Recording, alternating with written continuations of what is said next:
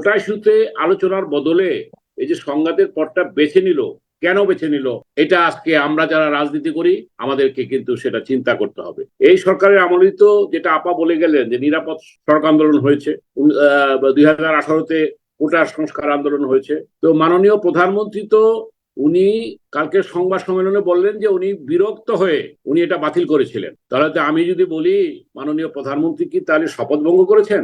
কারণ শপথের সময় তিনি তো বলেছিলেন অনুরাগ কিংবা বিরাগের বশবর্তী হয়ে কোনো সিদ্ধান্ত তিনি নেবেন। এইটা ছাত্র রাজনীতির ইতিহাসে একটা কলঙ্কজনক অধ্যায় হয়ে থাকবে। আপনি যেটা বলেছেন, আমি ছাত্র আন্দোলন, বাম আন্দোলন, তার আগে যদি বলি যে প্রথমে এইভাবে বলতে চাই যে 30 লক্ষ শহীদের রক্তের আলপনায় বাংলাদেশের মানচিত্রটা আমরা এঁকেছিলাম। সেদিনকার আমাদের মুক্তিযুদ্ধের চেতনা ছিল যে আমরা এটি গণতান্ত্রিক বাংলাদেশ করব, আমরা সাম্যতা, সামাজিক ন্যায় বিচার, ন্যায্যতা আমরা বজায় রাখবো। আজকে কি আমরা এই বাংলাদেশ করতে পেরেছি? 52টি বছর পর আজকের কি বাংলাদেশ দেখতে পাচ্ছি?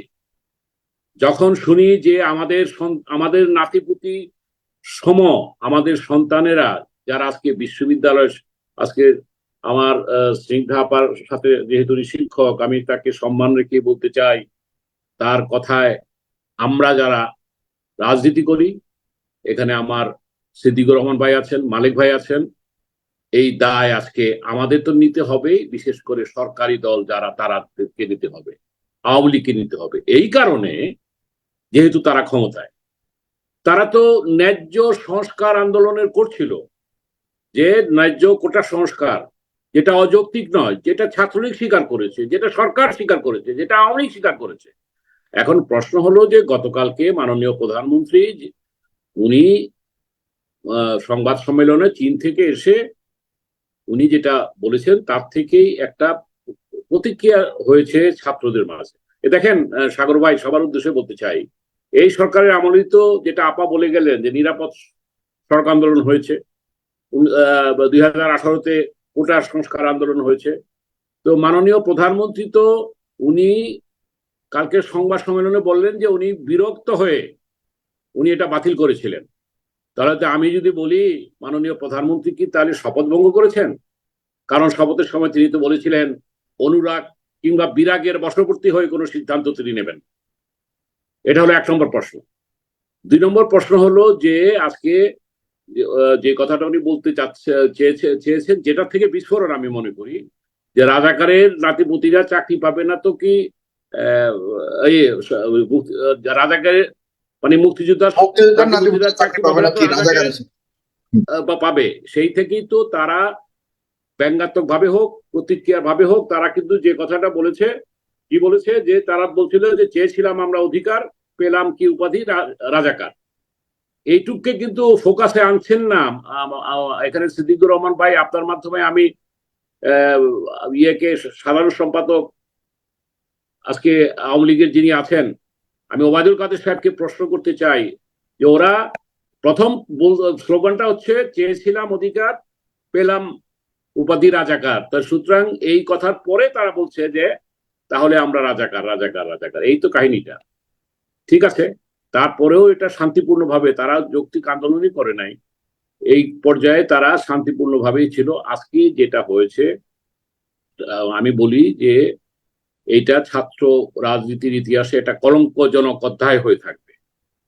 যদিও আমি এখানে বলবো যে 52 ভাষা আন্দোলন পেয়েছি আমরা ছাত্র আন্দোলনের মাধ্যমে, 62 শিক্ষা আন্দোলন, 66, 69, 71, যাই বলেন, 66 6 দফা আন্দোলন, সবসময় কিন্তু এই ছাত্রলীগের একটা ঐতিহ্যময় ভূমিকা ছিল। আজকে সেই ছাত্রলীগের ঐতিহ্য পথের ধুলায় লুণ্ঠন করা হয়েছে। আজকে সেই তাদের যে অতীতের ঐতিহ্য, আমি মনে করি এটাকে আজকে যেভাবে ভুলুণ্ঠিত করেছে তারা, আমি যদি ধরেও নেই, যে আমি বিশ্বাস করতে চাই না ঢাকা বিশ্ববিদ্যালয়ের কোনো ছাত্র, ছাত্রলীগের কোনো ছাত্র, বিশ্ববিদ্যালয়ের ছাত্র কিংবা ছাত্রী এই কাজ করতে পারে। যে ফটোটা দেখলাম কিংবা দেখেছি, পেয়েছি, যে যে আমাদের মেয়েদের উপর যেভাবে লাঠি পেটা করা হয়েছে, যদি এটা বহিরাগত হয়ে থাকে তাহলে এটার অবশ্যই কিন্তু বিচার হওয়া দরকার। এটা তাত্ত্বিকভাবে আমি বললাম, বিচার তো হবে কিনা জানি না, আজকে জনগণ তো এরকম কোনো পায় না আজকে এই এই ঘটনা কেন আজকে এটা হতে হবে। যাই হোক, আমি যে কথাটা বলতে চাই, আজকে আমাদের সন্তানেরা কিংবা আমাদের সম্মানিত শিক্ষয়িত্রী উনিও প্রত্যেকে মানসিকভাবে আজকে বিপর্যস্ত। এই বিপর্যস্ত অবস্থা থেকে আমাদেরকে আজকে আমার মনে হয় যে আমাদের একটা জায়গায় আসা উচিত। সেটা কি আসা উচিত? কোটা ইস্যুতে আলোচনার বদলে এই যে সংঘাতের পথটা বেছে নিল, কেন বেছে নিল, এটা আজকে আমরা যারা রাজনীতি করি আমাদেরকে কিন্তু সেটা চিন্তা করতে হবে। সিদ্দিক ভাই আপনি আছেন, আপনি ভালো বলতে পারবেন। মালিক ভাই আছেন, বিএনপির বিরোধী দলীয় নেতা। আমি একটা পার্টির চেয়ারম্যান। আরেকটি কথা বলি, আপা বলে গেছেন, যথার্থ বলেছেন, আজকে আমাদেরকে বলা হয় স্বৈরাচার। এই স্বৈরাচারের পতনের আন্দোলনে আপনারা বড় দুটি দল ছিলেন, এখন তাহলে কোন আচারে আছি যদি প্রশ্নটা করি আপনাদেরকে। আপনারা তো 90-এর আন্দোলনে এরশাদ সাহেবকে সরিয়েছেন। আমরা তো মনে করি এরশাদ সাহেব উনি তো একটা স্বৈরাচার, উনি কি সামরিক স্বৈরাচার ছিলেন, কিংবা সেনাবাহিনীর থেকে উনি এসে ক্ষমতা দায়িত্ব নিয়েছিলেন। কিন্তু আজকে এই গণতান্ত্রিক বিধি ব্যবস্থায় যে আচরণ, কর্তৃত্ববাদী আচরণ, স্বৈরাচারী আচরণ, এটা জনগণের কাছে কি জবাব দেওয়া হবে? তাই বলতে চাই যে এরশাদ সাহেব অনেক ভালো কাজ করার পরও 90-এর ছাত্র আন্দোলন আমরাও শ্রদ্ধা করতে চাই, সেই 90-এর ছাত্র আন্দোলনকে। তারপরে এই ছাত্র আন্দোলন 90 বলেন, ওই যে 52 বললাম, 66 বললাম, 69 বললাম, 90 বললাম, কোটা আন্দোলন বললাম, নিরাপদ সড়ক আন্দোলন বললাম, এই ছাত্রদেরকে কিন্তু কখনো ফেরানো যায় না। তাহলে উচিত, আমি এখানে সিদ্দিক ভাই কিংবা মালিক ভাই আপনাদের মাধ্যমে আপনাদের দলের কে যেটা জানাতে চাই, দেশবাসীকে জানাতে চাই, এইটা আলোচনা করে ওদের উচিত ছিল, আমার মনে হয় মাননীয় প্রধানমন্ত্রীকে কেউ মানে সঠিক পরামর্শ কিংবা গাইড দিচ্ছেন। আমি একজন নাগরিক হিসাবে বলতে চাই, আলোচনা করলে কি হতো, আচ্ছা ওনারা যেটা বলতে চান এইটা নাকি জামাত বিএনপির প্ররোচনায় এরা করছে। কই, আমরা তো যখন এই ছাত্রদের চেহারা দেখি টিভিতে, নিষ্পাপ নিষ্কলুষ, কোন আমি কোন তাদের মধ্যে কোনো আমি রাজনীতির ছাপ দেখি নাই। আজকে তাহলে কেন এটা হবে? সুতরাং আমি এবং সবচেয়ে বড় প্রমাণ হলো আপনার সাথে বা আমাদের সাথে এই মুহূর্তে যিনি রয়েছে আশিকুর রহমান জিন, ঢাকা বিশ্ববিদ্যালয়ের আইন বিভাগের ছাত্র। সে তো ছাত্রলীগের কেন্দ্রীয় মানে হলের নেতা। আজকে আজকে আজকে দেখেন আন্দোলন বলতে, দেখেন যে এখানে শিক্ষক আমাদের স্নিগ্ধা আপা আছেন, শিক্ষকরা তো আন্দোলন করছেন, তাদের পেনশন স্কিম প্রত্যয়ের ব্যাপারে আন্দোলন করছেন। তো তারা যদি আন্দোলন করতে পারেন, করছেন, তারা তো সরকারি দলের লোক, তাহলে তারা কি তাদের ন্যায্যতার জন্য কথা বলতে পারবে না? তারা কি তাদের কর্মসূচি দিতে পারবে না? তো আমাদের ছাত্ররা তো শান্তিপূর্ণ অবস্থায় ছিল। আমাদের এই কোটার যৌক্তিকরণের তারা বলছে যে নবম গ্রেড থেকে 20তম গ্রেড পর্যন্ত একদম মানে একটা সংস্কার চাই। তারা যদিও 5% বলছে, আমি এটা আমার ব্যক্তিগত অভিমত বলতেছি আমাদের পার্টির পক্ষ থেকে, যে মুক্তিযোদ্ধারা সর্বকালের সর্বশ্রেষ্ঠ সন্তান, অবশ্যই তাদের একটি কোটা থাকতে পারে। সেটা তো আলোচনা করে হতে পারে। তারা বলতেছে যে একটা কমিশন গঠন করা হোক। এখানে বলতে এই কথাটাও সেরে ফেলি যে আজকে যেহেতু এটা ইয়ের মধ্যে আছে, এই কোর্টের মধ্যে আছে, তো কোর্টের মধ্যে থাকলেও সেটা 1 মাস পরে কিংবা 21 দিন পরে সিদ্ধান্ত হবে। তো এখন আলোচনা করতে কি কোনো অসুবিধা আছে?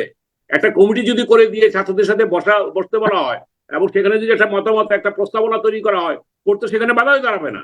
আজকে কেন আলোচনা করা হলো না?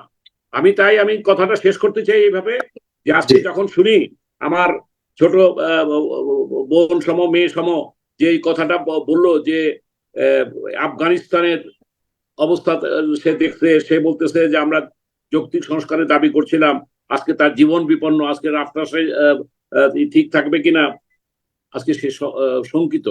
আমরা চাই যে আজকের বিশ্ববিদ্যালয়ে সে পরিবেশটা ফিরে আসুক এবং এইটার আমরা নিন্দা জ্ঞাপন করি।